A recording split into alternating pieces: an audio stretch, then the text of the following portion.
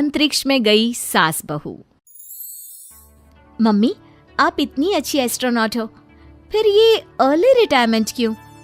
क्योंकि बचपन से मेरा बस एक ही सपना था, जिसके लिए मैंने लाइफ में बहुत कुछ खोया और छोड़ा।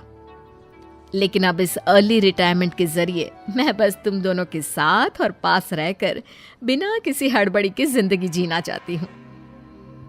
सास की बात सुनकर काजल मुस्कुराकर चली जाती है। उसी शाम ऑफिस से घर वापस आकर अजय अपनी मम्मी के पास बैठता है। मम्मी, क्या हमारी स्पेस ऑर्गेनाइजेशन कोई नया स्पेस मिशन प्लान कर रही है? क्या मिशन है, बताओ ना मम्मी। हे भगवान, शरीर इतना बड़ा हो गया लेकिन दिमाग आज भी बच्चों से गया गुजरा है। घर में आया नहीं कि सवाल शुरू। तो तुम जवाब दे दो ना। मैं क्या जवाब दूं? जैसे तुझे मेरे रिटायरमेंट के बारे में पता ही नहीं। इतने समय से तूने मुझे ऑफिस जाते हुए देखा क्या? फिर मुझे कैसे पता होगा? जा, तेरी पत्नी से पूछ, वो रोज ऑफिस जाती है। माँ की बात पर अजय आवाज लगाकर काजल को बुलाकर वही सवाल उससे भी पूछता है, पर काजल उसका कोई जवाब नहीं देती। और बोलो पत्नी से पूछने के लिए, मैडम जवाब ही नहीं दे रही। सवाल जायज हो तो जवाब मिलेगा ना, तुम्हें अच्छे से पता है। कॉन्फिडेंशियलिटी रूल्स के चलते हम किसी से भी ऑर्गेनाइजेशन और मिशन से रिलेटेड कोई बात नहीं कर सकते। वो तो पता है, लेकिन मुझसे भी छुपाने का मतलब समझ में नहीं आया। वो मम्मी, रिटायरमेंट एप्लीकेशन के बाद से आपने ऑफिस भी आना बंद कर दिया। सबको लगा कि अब आप इंटरेस्टेड नहीं होगी, इसलिए इन्फॉर्म नहीं किया। क्या तुम भी इस मिशन का हिस्सा हो? मैं ही इस मिशन की लीड साइंटिस्ट हूँ। ये हमारा अब तक का सबसे बड़ा और इम्पोर्टेंट मिशन है। अगर ये सक्सेसफुल हो गया तो दुनिया में हमारे नाम के साथ मेरा प्रमोशन भी पक्का है। काजल की बात सुनकर दोनों माँ बेटे हैरान रह जाते हैं, लेकिन फिर सब साथ मिलकर सेलिब्रेट करते हैं। अब दिन बीतने लगते हैं। काजल स्पेस मिशन के चलते पहले से ज्यादा बिजी हो जाती है और देर तक ऑफिस में समय बिताने लगती है। कुछ समय तक इसे चुपचाप देखने के बाद एक सुबह बहू को सामने देखकर आखिरकार सास उसे टोक ही देती है। आ रही हो या जा रही हो?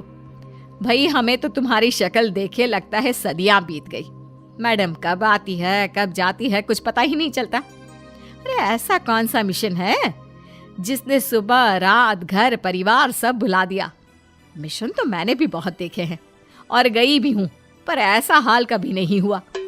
मम्मी, मैं आपकी चिंता और गुस्सा समझ सकती हूँ, पर ये स्पेस मिशन आज तक के सभी मिशन से बहुत अलग है।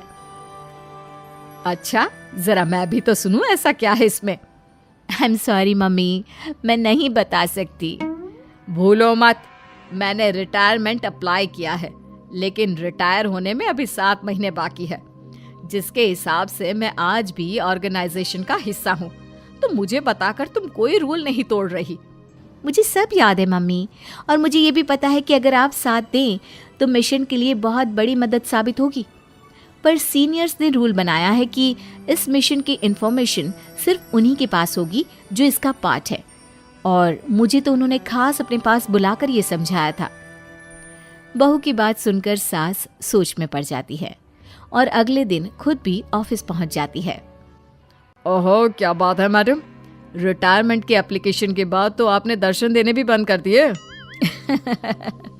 अरे सर, अगर ईद का चांद रोज निकला करता तो क्या उसका स्वागत इतने जश्न से होता? इस पर सीनियर भी हंसने लगते हैं और दोनों कैबिन में जाकर बैठ जाते हैं, जहां सास बातों बातों में नए स्पेस मिशन के बारे में पूछती हैं। वो उन्हें मिशन के बारे में सब कुछ बताकर तुरंत एक इमरजेंसी मीटिंग बुला लेते हैं, जिसमें साइंटिस्ट की टीम और काजल के साथ एस्ट्रोनॉट्स की पूरी टीम भी होती है। तो ये है हमारी टीम, जो सब कुछ भूल कर दिन रात इसी मिशन पर काम कर रही है।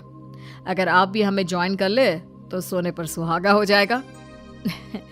अगर आप मुझे टीम में चाहते थे तो पहले कांटेक्ट क्यों नहीं किया?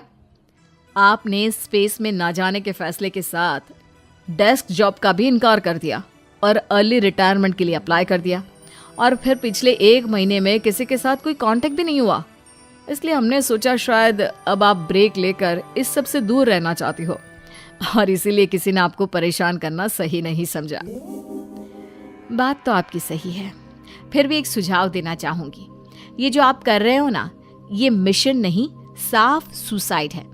एक साथ इतने सारे लोगों को स्पेस में 6 महीने रहने के लिए भेजना आसान काम नहीं है।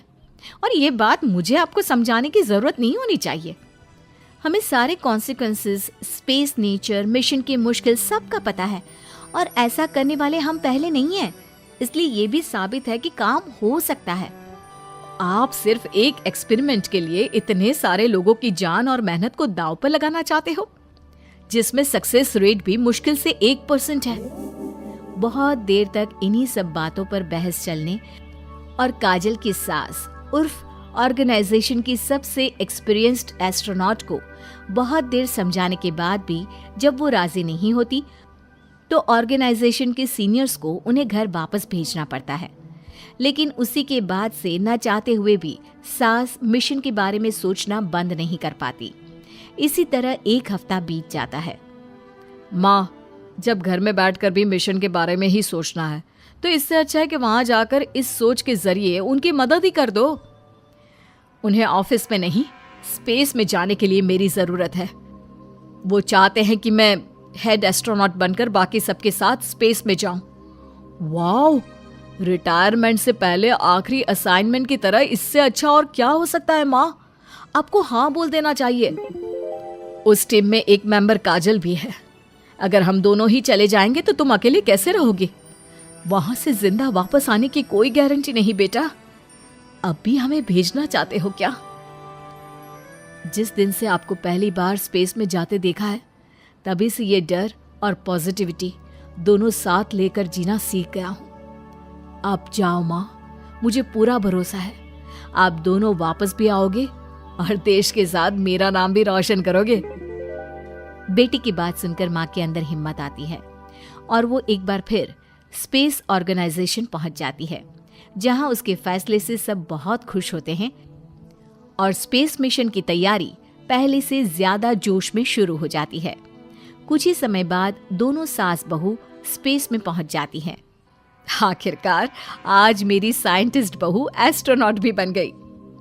सिर्फ स्पेस सूट पहन लेने से कोई एस्ट्रोनॉट नहीं बन जाता। मैं साइंटिस्ट हूँ और उसी में खुश हूँ। अगर मिशन की रिक्वायरमेंट नहीं होती तो शायद कभी यहाँ आती भी नहीं।